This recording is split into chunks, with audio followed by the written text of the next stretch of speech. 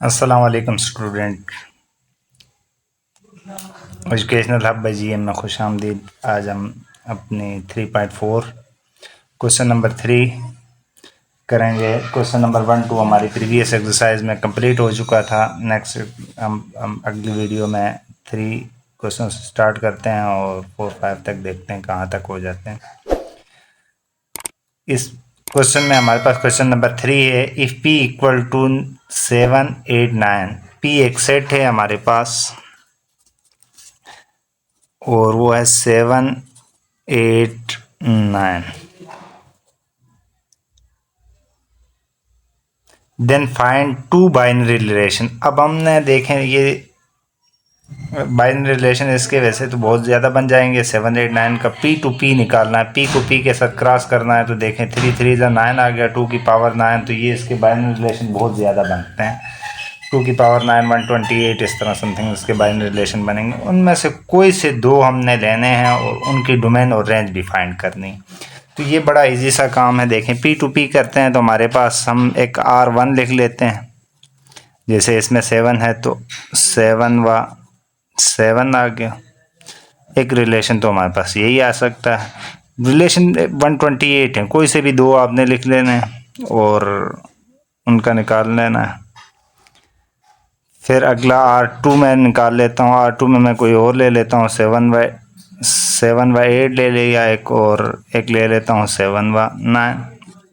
इस तरीके से हमने ले लिया। अब इसमें हम ऐसे करते हैं कि इसकी डोमेन और रेंज भी फाइंड करनी है। तो देखें इसकी अगर डोमेन मैं निकाल देता हूँ तो इसकी डोमेन 7 आ गई और रेंज इसकी हमारे पास 7 आ गई।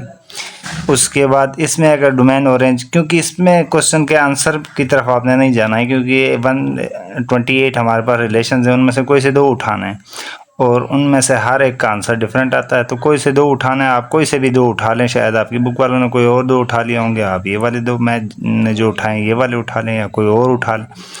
जो भी उठाएं उनकी डोमेन और रेंज लिखनी है। इधर भी डोमेन अगर हम देखेंगे तो पहला डिजिट हमारे पास 7 है, रिवाइज हो रहा है तो रिपीट हो रहा है, हमने एक ही दफ़ा लिखना है।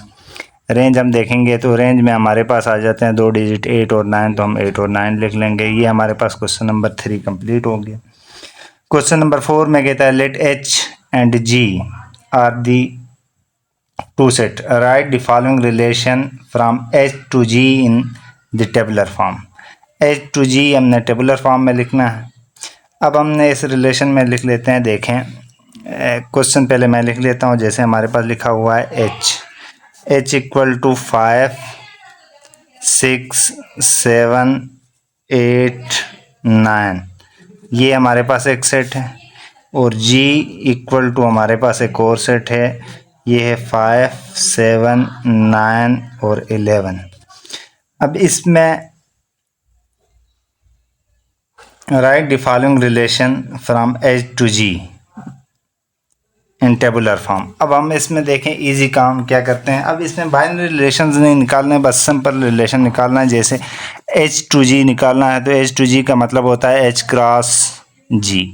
अब इसको लिखने की तरतीब भी मैं थोड़ी सी चेंज कर दूंगा, तो आप लोगों ने सिर्फ नोट करना है। देखें ये 5 क्रॉस 5 आ गया, 5 आ जाएगा। इसको 5 को 7 के साथ कर दें, 5 7, फिर यही 5 9 के साथ आ जाएगा। यानी इधर से 5 लेना है, इधर से ये सारे लेने हैं। फिर 5 11 आ गया। इसके आगे भी मैं लिख सकता हूँ। ये जैसे ये 5 11 से ख़त्म हो गया ना, तो 6 5 करेंगे, 6 7 6 9 6 11 आगे लिख सकता हूँ। लेकिन आगे नहीं लिखूँगा, आपको थोड़ी ही देर में समझ आएगा आगे क्यों नहीं लिखा, अपनी आसानी के लिए। वैसे आप आगे लिख सकते हैं। देखें स्टार्ट यहाँ से हो रहा है, मैं इसको एंड यहाँ पे कर दूंगा और इसको एक एरे फॉर्म में मैं लिख लेता हूँ। 6 5 आ गया, फिर 6 7 आ जाएगा।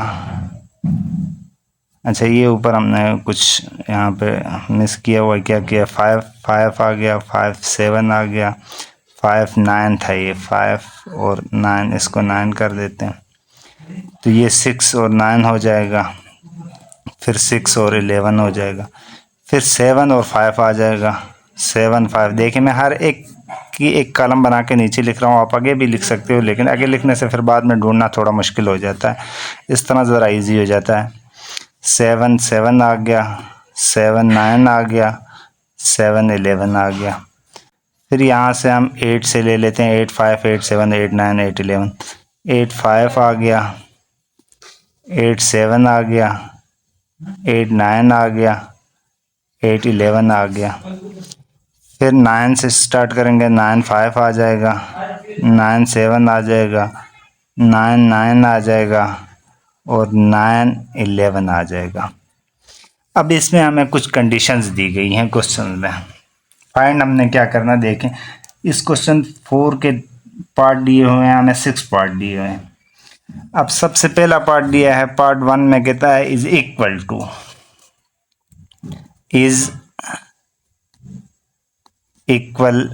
टू, इसको हमने कहा आर नाम दे देते हैं, R1 भी कह सकते हैं क्योंकि पहला है तो R1 नाम दे दें। ये इसमें इज इक्वल टू आ गया, इसको R1 आप नाम दे दें, R दे दें, कुछ भी R दे देते हैं। R इज इक्वल टू का मतलब क्या है, ये कंडीशन इसने दी है क्वेश्चन 4 के पार्ट 1 में। इक्वल टू का मतलब ये है कि वो वाले दो लेने हैं जो बराबर हैं, जैसे 5 और 5, ये H भी बराबर है, G भी बराबर है, तो हम पहले वाले को लिख लेते हैं 5 5। इसमें देखें 5 7 5 9 5 11 कोई और बराबर नहीं आ रहा, 6 5 6 7 6 9 6 11 बराबर नहीं आ रहा, 7 5 7 7 बराबर आ रहा है, इसको लिखेंगे 7 7। फिर उसके बाद इसमें भी कोई नहीं आएगा, इसमें 8 वाले में से 8 नहीं आएगा, 9 वाले में से ये 9 9 आ जाएगा। तो यही तीन हमारे पास इसके इस रिलेशन में हमारे पास 3 एलिमेंट आ जाएंगे, ये हमारे पास इसका आंसर आ गया। आगे चलते हैं, पार्ट नंबर इसका 2 है is less than. Part number 2 में कहा है is less THEN than, is less than. तो अब हमने इसका सॉल्यूशन क्या करना है, इज लेस देन यानी पहले वाला छोटा और दूसरे वाला बड़ा हो, यानी first part is less then second part. तो ये तो दोनों बराबर हैं, ये 5 छोटा है 7 से तो ये वाला लिख लेते हैं, फिर 5 लेस देन है 9 से, ये भी लिखेंगे, 5 लेस देन 11 से है, ये भी लिखेंगे। इधर देखें तो 6 लेस देन तो नहीं है, ग्रेटर है, छोड़ देंगे। 6 लेस देन 7 है, इसको लिखेंगे, 6 लेस देन 7 आ गया, 6 लेस देन 9 आ गया और 6 लेस देन 11 आ गया, ये लिख लिया। इधर आते हैं तो 7 ग्रेटर है, 7 इक्वल है और 7 लेस है, ये वाला लिखेंगे। 7 लेस देन 9 आ गया और 7 लेस देन 11 आ गया। फिर 8 ग्रेटर है, 8 ग्रेटर 7 से, 8 लेस है 9 से, तो 8 9 लिखेंगे और 8 11 लिखेंगे। फिर 9 ग्रेटर है, 9 ग्रेटर है, 9 इक्वल है, 9 लेस है, तो ये वाला लिखेंगे। यानी पहले वाला छोटा हो जो दूसरे वाले जिसमें बड़ा हो, दूसरा वाला डिजिट तो वो लिखेंगे, जिसमें दोनों बराबर या पहले वाला बड़ा होगा उसको नहीं लिखेंगे। ये हमारे पास R आ गया, इसको आप R1 कह दें, इसको 2 कह दें। अब ये शेप आपको नज़र नहीं आएगी, लेकिन मैं जो भी लिख रहा हूँ इसी से लिख रहा हूँ, सही है। आपने इसको एक दफ़ा लिख लेना है अपने पास, उसके बाद आपको आसानी से समझ आ जाएगा। अगला पार्ट अगर मैं देखूँ तो इस ग्रेटर देन वाला आया हुआ है। अब इस ग्रेटर देन वाले में देखें, मैं चलें लिखने नहीं लेता हूँ, मैं सीधा सीधा आपको यहाँ से समझा देता हूँ। इस ग्रेटर देन वाले में कौन कौन से आएंगे, हम R लिखेंगे, greater than, is greater than यानी first is greater than second. First इसमें भी लेस है, इसमें भी लेस है, इसमें भी लेस है, इसमें भी ये नहीं आएगा। इज़ ग्रेटर, ये 6 इज़ ग्रेटर देन 5 ये आ जाएगा, ये लेस से नहीं आएगा, ये लेस से नहीं आएगा, ये भी नहीं आएगा। यानी जो बाकी पहले हमारे इसमें से जो बाकी बचे हैं ना वो सारे आ जाएंगे, क्योंकि वो सारे ग्रेटर होंगे सिवाय इक्वल को छोड़कर।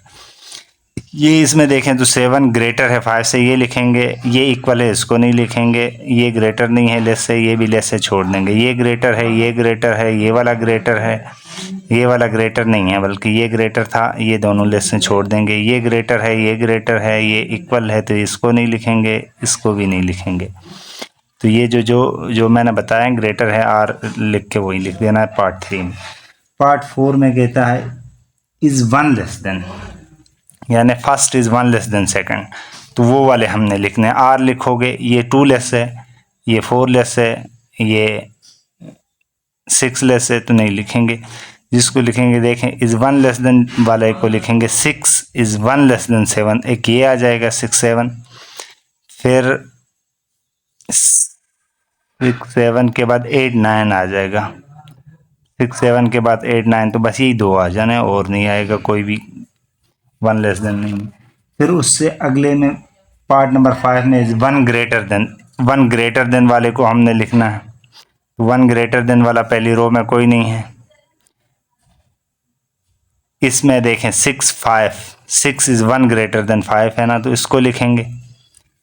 फिर 7 8 आ रहा है, कहीं पे 7 8 नहीं आ रहा।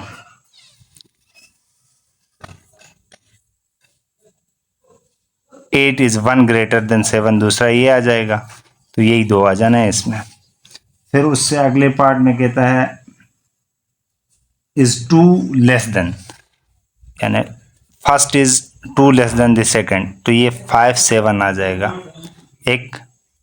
उसके बाद दूसरा वाला हमारे पास आ जाएगा 7 9, ये 2 आ जाएगा, और 9 11 ये 3 आ जाएंगे R6 में। तो ये हमारे पास क्वेश्चन नंबर 4 कंप्लीट हो जाएगा।